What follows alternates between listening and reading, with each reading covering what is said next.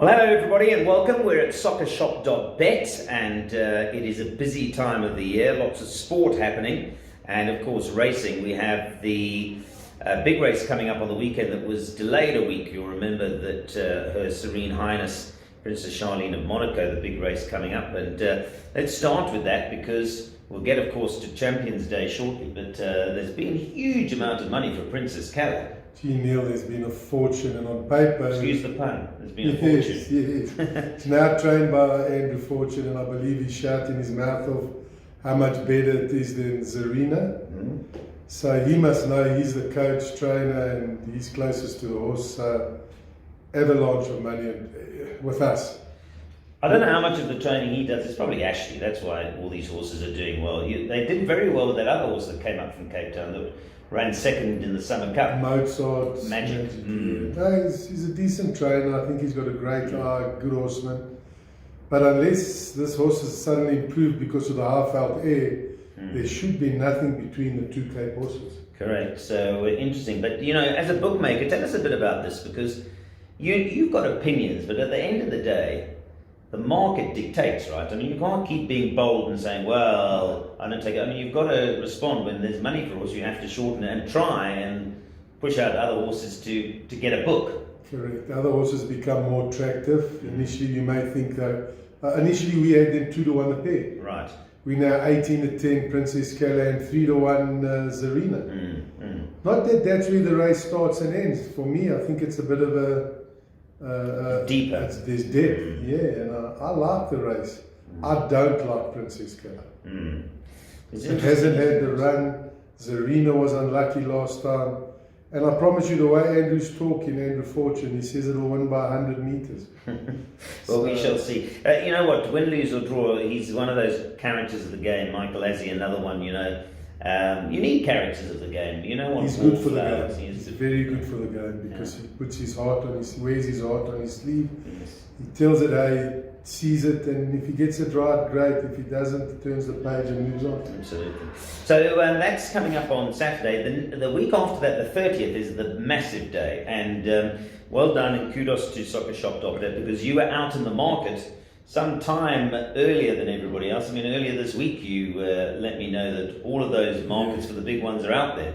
Yeah, Jason Howard's maker's done an incredible job. He's got them all out. I see a lot of the other websites have got 1 or 2 features. We've got every feature. Pretty much got the card, barring the fillers. But yeah, we got a host of racing on the website. And the majority of it, funny enough, is for next week Saturday, Champions Day. Yes. And big racing there, obviously the culmination really of the Joburg season before attention shifts to KwaZulu-Natal. So if you want to go online, now's the chance before a flood of money comes for maybe the horse you want to bet. Get in early, you'll see the prices on Soccershop.Bet for Champions Day. But as I say, that's probably the last hurrah for Joburg. And then we turn our attentions, of course, to KwaZulu-Natal, Champions season. And that brings me to the next point that you've got the official anti-post betting now because the first nominations are in for the Hollywood Bets July. And I mean, that remains. I know we've got big races, we've got Summer Cup and we've got the Met, but the July book, everybody wants to back the winner of the July. What are we in now? We're at the middle of, towards the end of April, so we've got May, June, 2 months. Not many races get anti-post markets. Not like this, yes. And interest. You took the words out of my mouth. And interest. We've laid tons of bets, be it small, be it big, but we've laid bets. Yes. And I can't say the same for any other feature, that the Cape Met included. Yes. So it's a race for the nation, and it's one that stops the nation, so it's a great race. And I must say, I was thrilled with the nominations because there's no shortage. I mean, there's some optimistic ones, and there's ones that I've forgotten about, for example. I mean, if you look at the weights, I mean, Jet Dark and Belgarian, I've forgotten about Belgarian. Yeah, you mentioned it to me this morning. I didn't even know he was still around. I see he's at the top of the weights. Yeah, him and Jet Dark. And he's in the nominations. Jet Dark we knew would be there.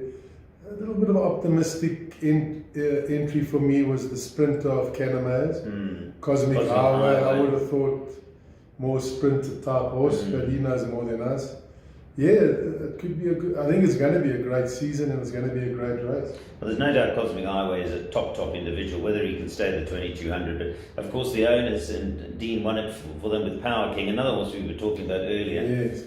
For Kaya Stables. So yeah, interesting that. But that's plenty of water to come under the bridge, and of course, how Cosmic Didung fares will probably also dictate what's likely to happen in the July market. So again, and this is the story with anti-post betting, Lance, is get your ducks in the row, try and find some value, and try and realise that if something's going to win on Champions Day or something's going to win the Guineas and the Daily News, you're not going to get the price after that you will now. So if you do believe something's going to arrive in Durban, run well in the Guineas, win the Daily News and win the July, probably now's the right time to get on. Comedy Ding's the perfect example. It's 8.5 to 1 to win the July.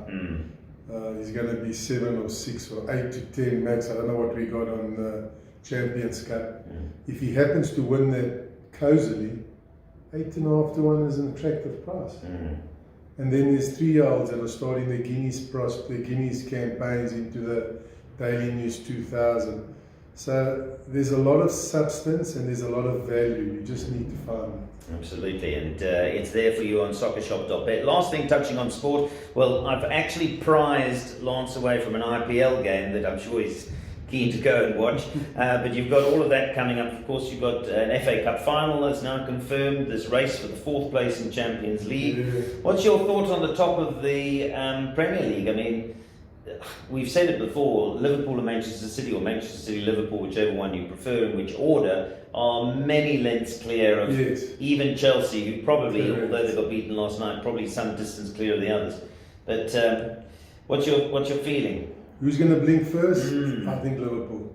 Do you, eh? I think Man City will hang on, if not go away to win it. And it's not because they got an easier draw. I just think somebody's got to give. And although looking at the form, neither one of them looks like it's going to happen. Yes. I've got a feeling Liverpool may blink first. Okay, and we've got an FA Cup final coming up, and of course the Champions League, and then just throwing ahead, it's Qatar World Cup. Big signs. I was amazed to see England second favourites. So I'm sure a lot of English folks out there will be saying it's coming home again. Yeah, they look at a team at every tournament under Southgate. Yeah. He's done well for them, and they look like they can compete. But can they bring it home? I hope they do. I like Belgium, but then they fall in the England category. Can they bring it home? Yeah. They also tend to falter at the altar. So I'm upset about Italy because I love to lay them. You know, all the Italians come out of the woodwork and. Well, it's bizarre because they were so good in the European Championships, and yet they couldn't find their way into the World Cup, which is an anomaly. On the face of it, Neil, the best players in the football on the football stage at the moment for me are Portuguese. So my thanks to Lance. That's where you go to get your bets, of course, Soccershop.Bet. You've seen it here. And just before we leave you, a reminder, of course, that check our daily price boosters. It isn't every day we have one because we don't just put them out random. We like to find a horse that we think will run well, and then we ask Lance and his team, Jason and Eric, to price boost it. So if it's 6 to 1 in the market, it'll give you 7 to 1, 8 to 1 sometimes.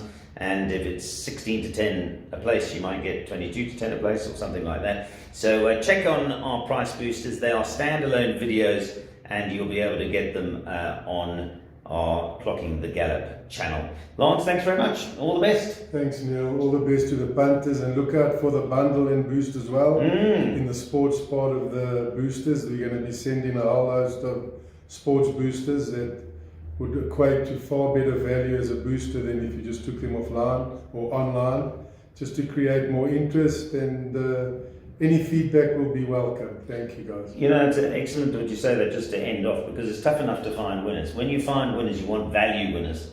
So even if you find a horse at 7 to 1, check if it's on the price boosters, because if it is, instead of getting 7 to 1, you might be getting 8, even 9 to 1. So that's it from Soccershop.Bet. Thanks to Lance. Keep watching. Cheers.